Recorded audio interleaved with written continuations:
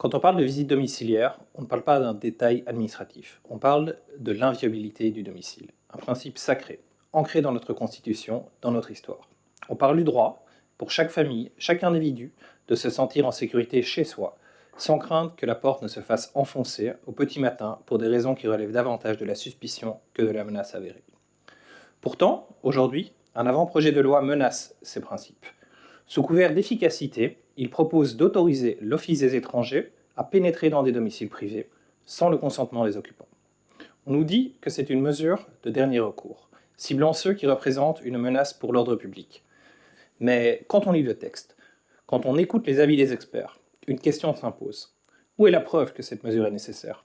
Où est la garantie qu'elle sera proportionnée? Où est la limite qui nous protège, nous, de l'arbitraire? Auderghem, vous le savez, n'est pas une commune comme les autres. En 2018, sur proposition du groupe Défi, et singulièrement de Sophie de Vos, qui n'était pas encore bourgmestre, nous avons à l'unanimité, tous les partis, PS, CDH, Défi, Écolo, choisi d'incarner l'hospitalité, non comme un vœu pieux, mais comme un engagement concret. Nous avons fait le pari que la dignité humaine n'avait pas de frontières, que la solidarité n'était pas un luxe, mais une nécessité. Ce texte, voté alors que plusieurs membres de ce Conseil aidaient sous le manteau des réfugiés syriens ou libyens, avait fait fort débat. Quelques années plus tard, ces mêmes réfugiés avaient changé de passeport. Ils étaient ukrainiens. Ceux qui parmi nous les aidaient étaient les héros du jour. Un drapeau était hissé devant notre hôtel communal. Les Ukrainiens sont passés, les réfugiés sont maintenant plus diffus, moins homogènes, moins comme nous peut-être. Le gouvernement ressort donc un vieux texte populiste pour séduire un certain électorat. Texte qui ne changera rien dans la pratique, mais qui battra en brèche non seulement la solidarité, mais plus encore un des principes fondamentaux de notre Constitution. Les exceptions à l'inviolabilité du domicile existent déjà. Elles sont strictement encadrées, réservées aux enquêtes pénales et soumises au contrôle d'un juge indépendant. Mais ce projet, lui, ouvre une brèche. Il permet à l'administration et non la justice, de justifier une intrusion dans un lieu privé. On nous parle de personnes menaçant l'ordre public. Pourtant, le texte est si large, si flou, qu'il pourrait s'appliquer à des familles entières, simplement parce qu'elles n'ont pas de papier en règle, ou commis des délits mineurs, comme par exemple la mendicité.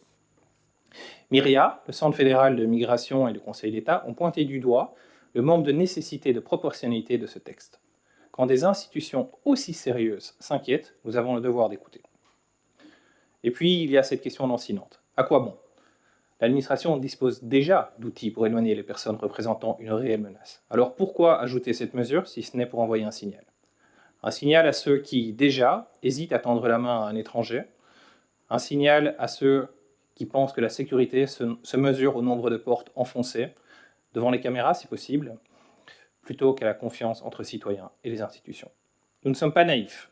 Nous savons que la question migratoire est complexe, qu'elle divise, qu'elle est instrumentalisée. Mais nous savons aussi une chose, les droits fondamentaux ne sont pas négociables, ils ne sont pas un luxe réservé aux périodes de calme, ils sont au contraire la boussole qui nous guide quand la tempête gronde.